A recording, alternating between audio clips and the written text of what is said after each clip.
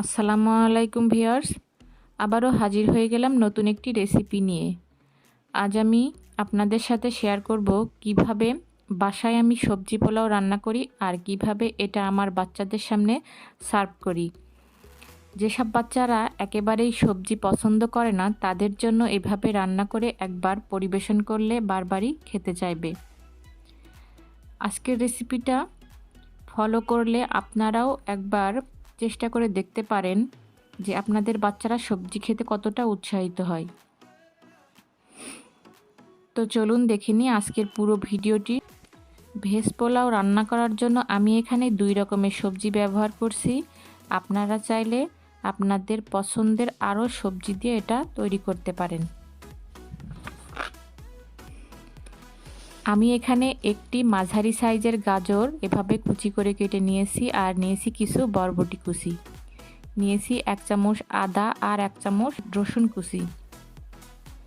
এর সাথে আরও নিয়েছি 1 কাপ সিদ্ধ করা চিকেন ছোট টুকরা করা, আর হাফ কাপ কিশমিশ, হাফ কাপ বাদাম আর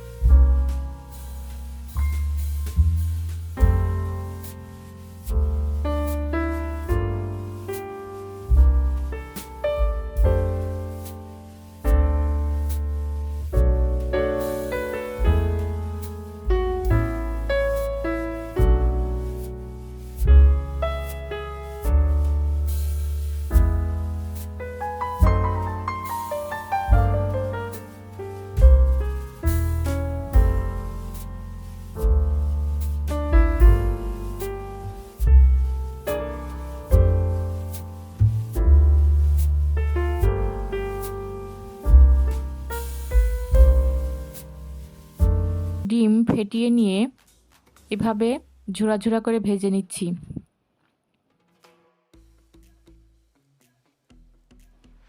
ওই একই তেলের মধ্যে দিচ্ছি কিশমিশ। খুবই অল্প সময়ের জন্য এটাকে ভেজে নিতে হবে। আমি কিন্তু বাদামটা ভাজলাম না, কারণ এটা আগে থেকেই ভাজা ছিল। এবার নিয়ে নিচ্ছি একটা বড় সাইজের প্যান। এতে আমি দিচ্ছি বড় সাইজের 1 টেবিল চামচ রান্নার রেগুলার তেল, সাথে দিচ্ছি 1 টেবিল চামচ গাওয়া ঘি দিয়ে এর সাথে দিচ্ছি রসুন আর আদা কুচি, সাথে অ্যাড করছি বাদাম। কিছুক্ষণ নেড়েচে এর মধ্যে দিব 1 চামচ লবণ। এরপর দিয়ে দিব সিদ্ধ করা ভাত।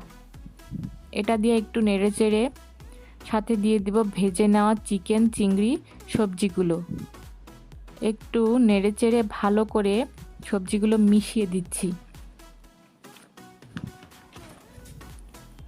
ঢাকনা লাগিয়ে রাখবো 15 মিনিট। আমি খুবই দুঃখিত, এখানে রাইসের সাথে সবজি মেশানোর ভিডিওটুকু আমার পোস্ট হয়ে গেছিলো, তাই আপনাদের দেখাতে পারলাম না, কিন্তু আপনারা নিশ্চয়ই দেখতে পারছেন এর সাথে সবজি মেশানো হয়েছে। দেখুন 15 মিনিট পরে আমার পোলাওটা একেবারেই রেডি। অনেকেই ভাবতে পারে এটা ফ্রাইড রাইস, কিন্তু না, এটা দেখতে ফ্রাইড রাইস, কিন্তু এটা বাচ্চাদের জন্য তৈরি বলে এটা একটু নরম করে রান্না করতে হয়। যেহেতু এটা বাচ্চাদের জন্য তৈরি, তাই এর সাথে আমি আরও আজ রান্না করেছি চিকেন মাঞ্চুরিয়ান আর চাইনিজ ভেজিটেবল। এই দুটো ভিডিও আপনাদের আমি দেখাচ্ছি না, কারণ এই 2টা ডিশের ভিডিও অলরেডি আমার চ্যানেলে দেওয়া আছে, আপনারা চাইলে দেখে নিতে পারেন। আমি ডেসক্রিপশন বক্সে লিঙ্ক 2টা দিয়ে দিব। এবার এই 3টা ডিশকে আমি একসাথে করে একটা প্লেটে সাজিয়ে একটা প্ল্যাটার তৈরি করে নিব এবং আমার বাচ্চাদের সামনে ঠিক এইভাবেই প্রেজেন্টেশন করব, যাতে এটা দেখেই ওরা মুগ্ধ হয়ে সাথে সাথে খেয়ে নেয়। দেখুন আমার ভেজিটেবল রাইস প্ল্যাটার দেখে নিশ্চয়ই জিভে জল চলে আসছে। তো কি আর করা, নিজেরাই এই রেসিপিটা ফলো করলে ঘরে তৈরি করে নিন। আপনাদের বাচ্চারা সবজি খেতে না চাইলে এভাবে প্ল্যাটার তৈরি করে সার্ভ করুন, অনায়াসে খেয়ে নেবে। আশা করছি আজকের রেসিপিটা ভালো লাগছে। আজকের রেসিপিটা ভালো লাগলে লাইক কমেন্ট করতে ভুলবেন না, আর চ্যানেলের নতুন দর্শক হয়ে থাকলে আমার চ্যানেলটা সাবস্ক্রাইব করে পাশেই থাকবেন। আজকের মতো এ পর্যন্তই, আবারও হাজির হয়ে যাব নতুন কোনো রেসিপি নিয়ে। ততক্ষণ পর্যন্ত আল্লাহ হাফেজ।